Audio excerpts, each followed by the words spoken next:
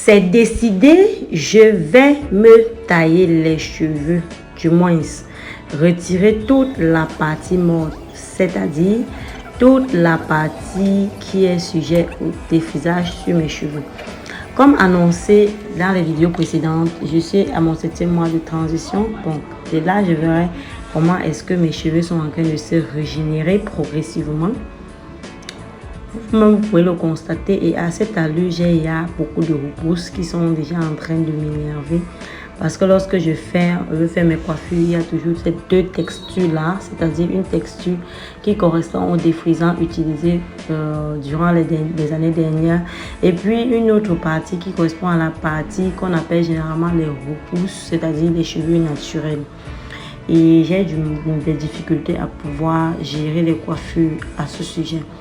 J'ai donc décidé de tailler, de retirer la partie morte, du moins toute la partie sujette au défrisage pour permettre à mes cheveux de pouvoir pousser sainement afin de ne plus jamais adapter les défrisants à mes cheveux. Voilà, ce que je fais, c'est que je vais, après, comme j'avais fait les twists sur mes cheveux, je détache chaque twist et je profite par là pour pouvoir tailler les pointons. Je taille au niveau où je vois les cheveux, la partie morte. Je vais mettre l'eau puisque c'était un peu difficile à repérer certaines zones, donc j'ajoute de l'eau. Lorsque je mets l'eau sur mes cheveux, ça me permet d'identifier facilement quelle est la partie qui est naturelle et quelle est la partie qui est défrisée. Puisque la partie défrisée restera raide, tandis que la partie naturelle va rétrécir. Donc, si toi aussi tu as envie de faire cela, voilà, je peigne d'abord bien le cheveu. Ensuite, je cherche la partie sujet au défrisage. Je ne coupe pas directement la partie où il se trouve le défrisant. Je laisse un petit écart pour me permettre également de pouvoir repérer lorsque ça va repousser pour qu'à la prochaine coupe, je sois en mesure de ne pas couper mes cheveux. Donc, je vais continuer ainsi puisque dans le mois dernier, le 6e mois, j'avais déjà commencé par tailler. Donc, ce mois-ci, je vais continuer jusqu'à ce que je vais obtenir le résultat que je recherche. Donc, progressivement, je vous montre l'évolution de mes cheveux et à cet instant-ci, vous pouvez déjà voir que j'ai déjà beaucoup de repousses et que la texture de mon cheveu change progressivement. Moi, en réalité, ça me plaît bien de voir que les choses changent et que ça avance au fil du temps.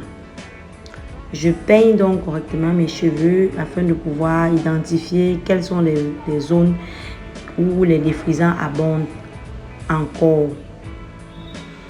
Ces zones-là, si je les laisse, ils vont continuer de se casser, ils vont m'empêcher d'avoir un afro stable. Donc, je vais repérer et puis je vais continuer à tailler. C'est la raison pour laquelle je peigne correctement, comme vous voyez là. Vous voyez que de part et d'autre côté, il y a encore certaines zones qui sont sujettes au défrisant.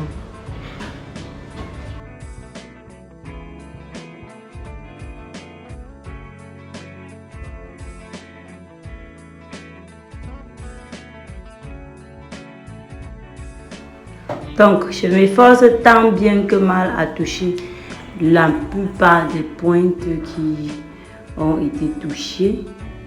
Donc, voilà, regardez un peu. À vrai dire, mes cheveux ne sont pas si mal, la texture n'est pas si mal. Et c'est lorsque je coupe cette partie défrisée, alors je me rends compte. Parce que depuis, je me souviens pas vraiment de l'aspect de mes cheveux, puisque j'ai commencé à mettre le défrisant depuis. Comme je parlais, ça fait pratiquement 12 ans. Donc, je peux pas... J'arrive pas à me faire une idée de mes cheveux, mais tout ce que je sais, c'est que mes cheveux étaient très beaux avant. Et c'était long, ça poussait plus vite. Malgré le fait que j'avais la peau sèche, je ne savais pas comment gérer. Donc, même la lubrification au niveau de ma fibre capillaire était beaucoup plus compliquée. Donc, si toi aussi tu as la peau sèche et que au niveau de tes cheveux, c'est la même chose, sache que tu auras des difficultés à maintenir tes cheveux très longs. Ils vont se casser en permanence. Bref. Au fur et à mesure que mes cheveux vont grandir, je te montrerai alors comment je prends soin, comment faire pour éviter ça, pour que les cheveux poussent. Parce que même la longueur que vous avez vue dans les vidéos précédentes sujet au défrisage, cette longueur, pour les atteindre après avoir défrisé, c'était très compliqué. La vérité, c'est que les personnes qui défrisent leurs cheveux et qui ont la peau sèche déjà auront toujours du mal à conserver les cheveux. Et pour ceux qui ont moins de chance, les cheveux peuvent carrément disparaître sur la tête. Disparaître pas dans le sens propre, mais diminuer, rétrécir jusqu'à ce que vous aurez l'impression que vous n'avez presque rien sur la tête. Moi, j'ai même quand même un avantage, c'est que je savais déjà quand même un peu comment prendre soin des cheveux, donc c'est la raison pour laquelle ils sont comme ça. Ils ont été quand même assez volumineux malgré les défrisants. Mais si toi tu as la peau sèche, je te déconseille de défriser tes cheveux. Et aussi toi même toi qui n'as pas la peau sèche, si tu veux défriser, tu peux défriser tes cheveux en prenant soin, tant mieux pour toi. Mais en sachant tout de même que les défrisants ne sont pas très bien pour les cheveux. Après tout, chacun fait ce qu'il veut. Et c'est vrai que moi je suis tombée dans ce piège pendant plusieurs années. Mais qu'à cela ne tienne, mon objectif ici, ce n'est pas de montrer que non, je vaux mieux que tout le monde, bien. C'est juste de montrer que lorsque on a fait des erreurs, une façon de pouvoir les réparer. Vous voyez que même les défrisants accéléraient la décoloration de mes cheveux de façon à ce que certaines zones sont beaucoup plus colorées que d'autres. Voilà, regardez, de part et d'autre, j'observe encore un peu les défrisants sur les cheveux, mais je pense qu'à un moment donné, du tout au milieu, là, il n'y a presque plus rien. C'est beaucoup plus sur les bordures, puisque les bordures, ce sont les zones où lorsqu'on met le défrisage, c'est vraiment touché, ça cuit le plus souvent, comme on le dit, ça cuit plus, c'est la raison pour laquelle il y a plus de défrisants. Et puis, ce sont aussi les zones qui poussent pas rapidement par rapport au milieu au milieu qui n'est pas généralement trop manipulé par rapport aux bordures, à la déventure, à l'arrière, qui est généralement le plus souvent lorsqu'on fait les coiffures, on le tire de part et d'autre et tout.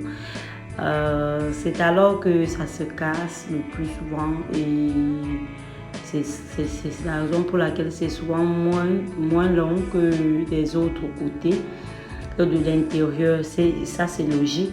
Regardez, l'aspect de mon cheveu a changé beaucoup même parce que je ne sais pas quel bien-être j'éprouve actuellement en regardant ça. C'est vrai que les cheveux sont devenus un peu plus courts. J'étais plus habituée à réfléchir sur quelle coiffure je dois faire lorsque je vais au travail ou lorsque je sors. Mais là, personnellement, si je peux donner mon avis, ça me fait un bien fou de toucher ces cheveux-là et de voir que je touche. Ça fait un aspect de ressort là, et puis ça lâche, ça revient. Par contre, avant, c'était tout raide. Voilà donc ce que ça donne. Je ne sais pas si tu vois bien. Tu vois que mes cheveux ont pas mal poussé en 7 mois seulement. 7 mois, oui, je ne suis pas encore à 7 mois plein. Mes cheveux ont pas mal poussé. Donc là, ce que je mets là, c'est un masque capillaire pour pouvoir assouplir mes cheveux, nourrir les cheveux, hydrater, stimuler la pousse, également éviter la casse au niveau de mes cheveux. Parce que je vais quand même me coiffer, hein, contrairement au fait que quand tu as les longs cheveux, tu peux les arrêter et aller n'importe où. Mais là, je suis obligée de me coiffer. J'ai pas envie de trop traumatiser mes cheveux là maintenant. Mon objectif ici, c'est la pousse et la pousse. Comme vous voyez, les cheveux ont cet aspect tout blanc là. Cette crème que je mets va complètement disparaître en moins d'une minute lorsque les cheveux vont complètement absorber. La crème est faite avec de l'aloe vera. Bref, je vais vous montrer comment faire la crème. En dehors de ça, tu peux regarder également ma vidéo sur comment faire un masque de mélange pour cheveux. J'ai montré. Donc, c'est un peu ça. Hein. Et en faisant, je me rassure toujours d'éliminer le plus possible les pointes qui sont sujettes au défrisage. Donc, je vais masser le produit dans mes cheveux de façon à ce que les produits l'acceptent complètement. Voilà, je vous ai montré mon masque ici. Il n'a pas beaucoup changé parce qu'à base de l'aloe vera, de la vitamine E, de la glycérine végétale, du miel et puis du beurre de karité, puisqu'il faut forcément une phase grasse pour pouvoir formuler une crème, comme je vous ai montré dans la vidéo précédente. Vous pouvez également formuler ça chez vous en utilisant une crème de base. J'ai également montré comment faire une crème de base. Je te prie d'aller regarder également la vidéo. Donc, dans la suite de la vidéo, je vais vous montrer le résultat de tout ça. Je vais laisser poser mon masque pendant toute la nuit avant de pouvoir me coiffer le lendemain. Poser, ça veut dire laisser que ça rentre sur les cheveux et tout. Déjà que je ne peux pas encore faire vraiment la coiffure que je veux, il faut que ça continue de pousser pour que je continue que je puisse voir les boucles là vraiment se former au niveau de mes cheveux. Voilà. Ce masque a complètement séché et mes cheveux sont aussi super brillants. Voilà. Regardez.